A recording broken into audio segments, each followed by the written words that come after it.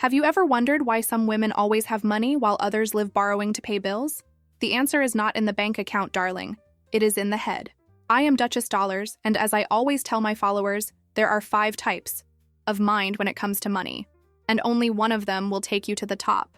Between the Hamptons and Beverly Hills, I have identified the mental patterns that separate millionaires from the always indebted. Last week, I was on my private jet with Mr. Millionaire returning from Aspen when I noticed something shocking. 90% of women are stuck in the first 2 levels of financial mentality, and that is why they continue buying counterfeit bags while I buy the entire store. Sad, is it not? But this can change if you stop thinking like a poor person. Look, while that friend of yours was getting emotional because she managed to pay for a watch in 12 installments, I was exchanging my Patek Philippe for a newer model. It is not about how much you earn, but how you think about money. It is exactly what happens at Wall Street parties. There are people who enter thinking, wow, how expensive everything is here. And there are people who enter thinking, what connections can I make here to multiply my assets? Guess who leaves richer? At the end of the night? The most basic level is the scarcity mind. This is that woman who looks at the menu and chooses by price, not by what she wants to eat. She saves ketchup packets from McDonald's in her purse and dilutes the last remnant of shampoo with water. I cannot afford this, where is her mantra? And guess what? While she repeats this, the universe listens and keeps the poor thing without a penny in her pocket. I have already met many women like this. They buy 3 cheap shoes per year instead of 1 Jimmy Choo that would last a decade. They spend $5 daily on bad coffee when they could invest $150 per month in the coffee shop's own stocks. It is the type that has a man who earns $40,000 per year and thinks she is profiting. Darling, that barely pays for the fuel of my private jet. I remember an acquaintance, Amanda, who spent a year saving for a Michael Kors bag of $300. An entire year. At the party where she finally debuted her bag, I met an investor who offered me 30% in a new venture. Do you know how much I earned? $300,000 in the first 6 months.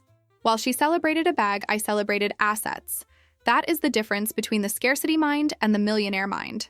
The woman with a scarcity mind sees a mansion in Malibu and thinks, who needs a house so big? The millionaire woman thinks, how can I buy the house next door too and build my own complex? One limits her possibilities, the other expands her horizons. One is driven by fear, the other by desire. And honestly, darling, fear never paid for designer bags. The second level is the price mind. This woman has evolved a little bit, but is still far from being rich. She does not immediately reject spending money, but spends hours hunting discount coupons, comparing prices, and waiting for sales. She asks, how much does it cost? Instead of, how much is it worth? She is so obsessed with saving cents that she loses thousands in opportunities. I know one who spent 3 hours researching to save $50 on an airline ticket. In those same 3 hours, she could have taken a course on investments or met someone important at a networking event. Is her time worth less than $17 per hour? If so, she will never be rich. As I always say, rich people save time, poor people save money.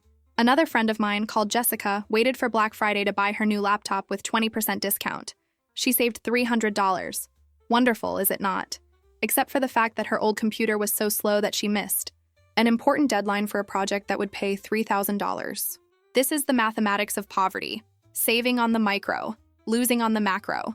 The woman with a price mind buys stocks only because they are cheap, not because the company has potential.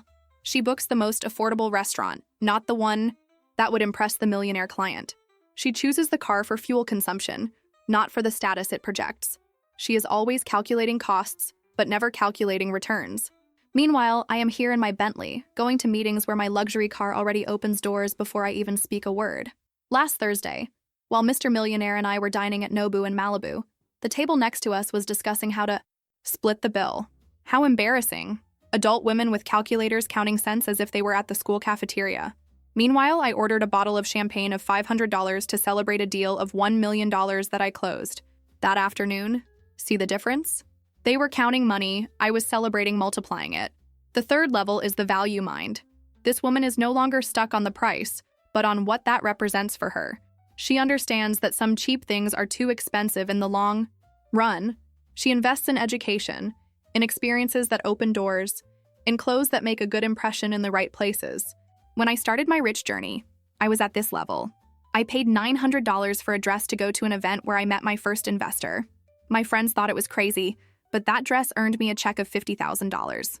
The woman with a value mind does not ask how much it costs, but how much return that will bring. It is a good start, but it is still not the top. I will tell you how this works in practice. My friend Sophia was a public school teacher, earning those starvation wages that are not even enough for a dinner at Mastro's. But she had a value mind. While her colleagues complained about the salary, she invested $5,000, almost all her savings, in a digital marketing course. 6 months later, she was earning $15,000 per month with her own business.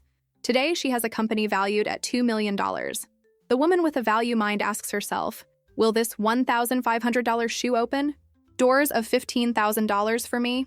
She understands that some investments have no price. A good coach, an MBA at an elite university, a personal stylist who transforms her appearance, a therapist who resolves her emotional blocks with money. She sees everything as an investment, not as an expense. Last year, I spent $20,000 on a Versace dress for the Met Gala. Absurd? For the poor mind, yes. For me, it was the best investment of that month. That night, I met 3 CEOs who became partners in my ventures. The return on that dress? $1.2 million so far. Do the math, darling. This reminds me of that scene from The Devil Wears Prada, where the main character thinks it is ridiculous to spend so much on clothes. The woman with a value mind knows that Miranda Priestly was right. You are not just buying a belt. You are buying an entry to an exclusive world. It is an investment in your career, in your relationships, in your future. The 4th level is the growth mind. This woman sees money as a tool for expansion. She does not just want to have more. She wants to be more. While others buy a new car to impress the neighbor, she invests in companies that manufacture that car. For her, money is seed, not fruit. It was at this level that I got my first million. I stopped thinking about buying things and started thinking about owning the companies that made the things. When you start thinking like this, there is no limit to how much you can earn. Remember Jennifer Lawrence earning $25 million per movie? She did not get there by saving on coffee. The growth mind sees potential where others see stability. When everyone was satisfied with a secure job during the pandemic, my friend Victoria identified that the real estate market would explode. While others were afraid, she had vision. She sold her apartment in Manhattan for $1.2 million and bought 3 properties in the Hamptons for $1.5 million. 1 year later, those properties were worth $3 million. While friends celebrated not being fired, she celebrated having doubled her assets. The woman with a growth mind does not think about earning a salary. She thinks about building assets. She does not want a house. She wants a real estate portfolio. She does not just want a successful business. She wants to create an empire. She always asks, how can I multiply this by 10? When she receives $10,000, she is already thinking about how to transform them into $100,000. When I met Mr. Millionaire, he had only $10 million. Yes, only. Everything is relative, darling. But he had the growth mind. While other executives at the same level bought vacation homes and boats, he invested in technology startups. Result? Today, he has more than $500 million. He did not spend the money he earned. He planted it and cultivated a forest of wealth. And it is not just about money. The growth mind also applies to your network of contacts, your knowledge, your influence. I could have been satisfied with my first 100,000 followers on this channel. But no, I used that base to build a media empire that today reaches millions. Each level is just a step to the next. Do you know what someone with $1 million does? Works to reach $10 million? And do you know what someone with $10 million does? Works to reach $100 million. This is the mentality that separates the super rich from the simply wealthy. But the final level, the one that really puts you in the ultra-rich club, is the freedom mind. Here, money is no longer about things or growth. It is about choice and peace of mind. It is about waking up and doing only what you want, how you want, when you want. It is about never looking at the price of anything on the menu again, never doing something you hate for money. This is where I am now. I do not buy a Birkin because I need to impress someone. I have already passed that phase. I buy because I want, when I want. I go to Paris in business class not to post on Instagram, but because I value sleeping well and arriving rested. My time and my peace of mind have no price, and that is what makes me truly rich. The freedom mind is the financial nirvana. It is when you move from the question, how can I earn more, to what do I want to do with my limited time on this planet? My friend Elizabeth reached this level after selling her technology company for $80 million. Do you know what she did? Bought a farm in Tuscany, hired a private chef, and now spends 6 months a year doing absolutely nothing. except appreciating the sunset with a glass of wine of $400. When you have a freedom mind, you do not buy things to display status, but to expand your experiences. You do not work to impress others, but to express your purpose. You do not worry about showing that you are rich, because you are too busy living a rich life in all senses. Last week, I canceled a meeting with investors because my little dog Chanel was a bit sad. 10 years ago, I would have gone to the meeting, even if I had pneumonia. Today, I understand that my peace of mind is worth more than any business. This is freedom, darling. It is the kind of wealth that does not appear on bank statements. The freedom mind thinks about legacy, not just profit. Thinks about meaning, not just money. People with this level of mentality create foundations, invest in causes they love, transform entire industries. They do not think about the next quarter. They think about the next generation. And yes, this means non-negotiable luxuries. My private masseuse comes to my house every morning. My chef prepares only organic dishes with seasonal ingredients. My private jet is always ready to take off. Extravagance? For someone with a scarcity mind, yes. For me, they are tools that maximize my well-being and my productivity. When your time is worth $50,000 per hour, spending $5,000 to save 2 hours is simply intelligent mathematics. And here is the inconvenient truth. If you married a poor man, you have already started life in hard mode. When I met Mr. Millionaire, he was not as rich as he is today, but he was already on the right path. He had a growth mentality. He did not come to me with talk of, let us split the bill, or this restaurant is too expensive. A man who complains about price is telling you in all letters that he has no ambition to earn more. Remember Taylor Swift? She did not get where she is by thinking small. Her last tour grossed more than $1 billion because she thought like a billionaire, even before being one. She did not count coins or beg for opportunities. She created her own empire. And that is exactly what you should do. Let me tell you the story of my friend Rachel. She married a promising man, that euphemism we use for poor, but maybe one day he will be rich. 5 years later, he was still discovering his purpose, while she worked 2 jobs. At a dinner, while she calculated if she could order dessert, I observed a real estate millionaire at the next table observing her. Do you know what I did? I introduced the two. Today, Rachel is divorced from that failure and married to a man who bought a private island for her first anniversary. Brutal? Maybe. True? Absolutely. Look, I am not saying you should marry for money. I am saying you should not limit yourself for lack of it. Why settle for the waiter when the restaurant owner is available? Why drive a Honda when you can have a driver for your Rolls-Royce? Most women choose their partners with the wrong mindset. They look for love, affection, attention, things that a puppy can also provide. And a golden retriever is much cheaper to maintain than a man. Intelligent women know that a relationship is a merger of lives, including finances. Would you merge your company with another bankrupt one? So why merge your life with someone who has nothing to add? Mr. Millionaire is not just my husband. He is my biggest investment. When I met him, I identified his potential before the market correctly priced it. I invested my time, my beauty, my intelligence in him. And the return? Exponential. This is how women with a millionaire mind view relationships. As assets, not as pastimes. The difference between me and you is not luck, darling. It is that I decided very early that I deserved the best. While you are there dating a guy who shares rent with 3 friends, I am with a man who owns the entire building. The choice was mine, and it can also be yours. As the Bible says, ask and you shall receive. Except that you need to ask big, very big. The casinos of Las Vegas are full of people with a scarcity mentality betting the little they have in the hope of getting rich overnight. I never play in these places, darling. The only casino that interests me is Monte Carlo because, there, if you lose, at least you lose with class, champagne, and a Dior dress. Betting is like trusting an ugly boy. You know it will go wrong, but you insist. Then you cry and still leave without a new bag. Last Friday, I passed through Palm Springs and saw a huge line of people waiting to buy lottery tickets. The prize was at $500 million. Do you want to know the real lottery? Meeting the right people, frequenting the right places, having the right mentality.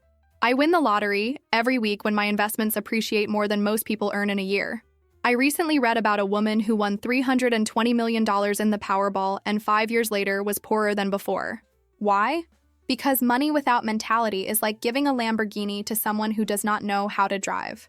An inevitable disaster. She had the money, but did not have the mentality to preserve it and multiply it. I would never bet my money on games of chance because I have already learned the biggest lesson. The house always wins. Do you know who is the house in the game of life? Who defines the rules? Who creates the system? When you have the right mentality, you do not play at the casino. You are the casino. You create the opportunities, establish the rules, control the odds. Once, a famous poker player tried to impress me by saying he won $300,000 in one night in Vegas. I replied that I had made $1 million that same day with a single call to my broker. The difference? He risked everything he had. I merely exercised an option on an investment that I had been cultivating for years. He played, I calculated. He bet, I invested. He trusted luck, I trusted strategy. And speaking of ugly boys, have I told you that they are the ones who cheat the most?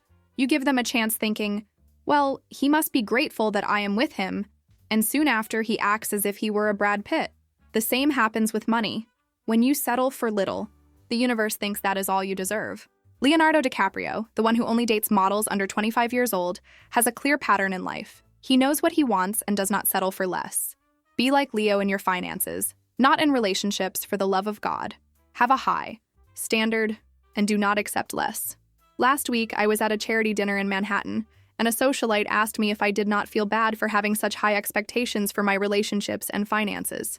I replied, "Darling, I would feel bad if I had low expectations.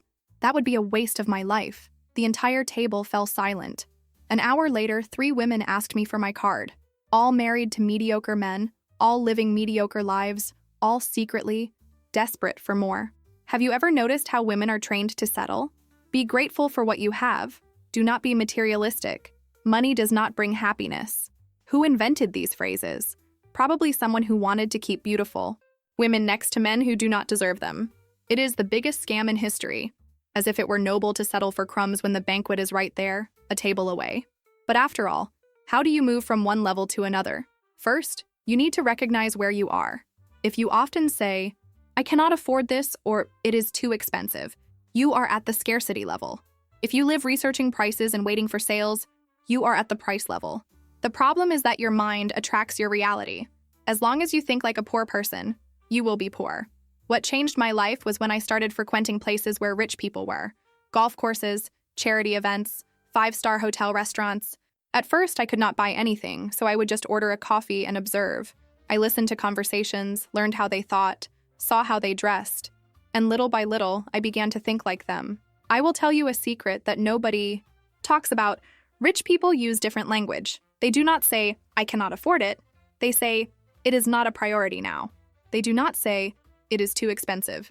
They say, "I need to analyze the return on this investment." They do not say, "I was lucky." They say, "I created this opportunity." Words create your reality. Start talking like a rich person even. If you are not yet, and your brain will begin to seek ways to make that true. 5 years ago, when I was still building my empire, I adopted a habit that changed everything. Every day I acted like the millionaire version of myself. I woke up early like a CEO, dressed impeccably even for online meetings, spoke with confidence, even when I was insecure. And do you know what happened? The world began to treat me like the millionaire I pretended to be, until one day it was no longer pretending. My friend Caroline always complained that rich men did not notice her. One day, I took her to lunch at the Four Seasons. Before we entered, I told her, "For 2 hours, you are not a teacher earning $60,000 per year. You are the heir to a real estate fortune. You are only teaching because you love it. Your posture, your tone of voice, everything should reflect that." Do you know what happened? 3 executives came to our table before dessert. One of them is her husband today. This is not pretending. It is mental reprogramming. You need to uninstall the "I think like a poor person" software and install "I think like a rich person." And like any new program, at first it seems strange, not natural. But with time, it becomes your pattern. Your mind is like your closet. If it is full of cheap pieces bought on impulse, you will never have space for that gala dress that would open important doors. Similarly, if your head is full of worries about bills, you will never have space for millionaire ideas. As I always say, you can cry in a Ferrari or on a bus. Choose wisely where you want to shed your tears. If you want to level up, start doing the following. For 1 week, do not look at prices. Buy what you want at the supermarket without looking at labels. Go to the restaurant and order what you want without looking at the price menu. If you do not have money for this, do it on a smaller scale. The important thing is to train your mind not to be controlled by the fear of scarcity. This exercise may seem scary, but it is transformative. My client Vanessa, an executive who earned well but lived counting cents, did this for a week. On the last day, she entered a jewelry store and tried on a $15,000 necklace, something she would never do before. She did not buy it right away, of course. But the feeling that she could one day buy that planted a seed. 3 years later, she was earning 5 times more, and that same necklace was on her neck on her birthday. Another powerful technique: change your social circle. Have you heard that your income will be the average of the 5 people you most associate with? If your 5 closest friends are always complaining about money, guess what occupies your mind? Financial concerns. Start seeking at least one person who is at a financial level above yours and cultivate that friendship. Learn, observe, absorb. The psychology behind this is fascinating. Our brain has what neuroscientists call mirror neurons. We literally begin to imitate and internalize the behaviors of people around us. If you spend time with people who have a scarcity mentality, your brain is being programmed for scarcity. Spend time with people who have an abundance mentality, and you literally reprogram your neural patterns. My husband, Mr. Millionaire, told me that when he was young and building his first business, he already set aside 20% to invest, even earning little. His friends thought it was madness, said he barely had enough to live on.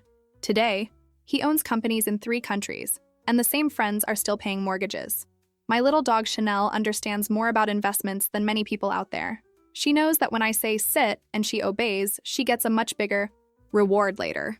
It is the same with money. Discipline yourself now to earn much more later. The problem is that most people want the reward without doing the work. Chanel also taught me another valuable lesson about money. When I adopted her, my interior designer insisted that we buy a $2,000 dog bed signed by some French designer whose name I cannot even remember. I bought it, of course. Do you know where Chanel sleeps? On my $400 pillow. This showed me something important. Value is not about price. It is about what really matters. Some expensive things are worth every penny. Others are just empty status. I could have spent hours talking about ESG and corporate social responsibility to seem intellectual, but I will be direct. Being rich does not mean being selfish. When you have, you can give back, but you cannot give what you do not have. It is like on an airplane. Put your oxygen mask on first, then help others. 2 years ago, I created a foundation that offers mentoring to women entrepreneurs. It was not for charity, it was for legacy. I want to be remembered not just for the cars I drove or the houses I owned, but for how many lives I transformed. And honestly, it is much more exciting to see one of your protégés close her first $1 million contract than to buy your 10th Hermes bag. Although I adore my Hermes bags, do not misunderstand me. The next time you go to buy something, do not ask, how much does it cost?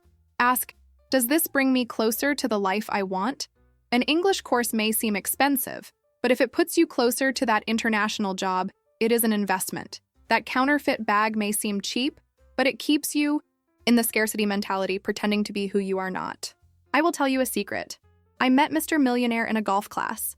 I did not know how to play. I was there precisely to meet rich people.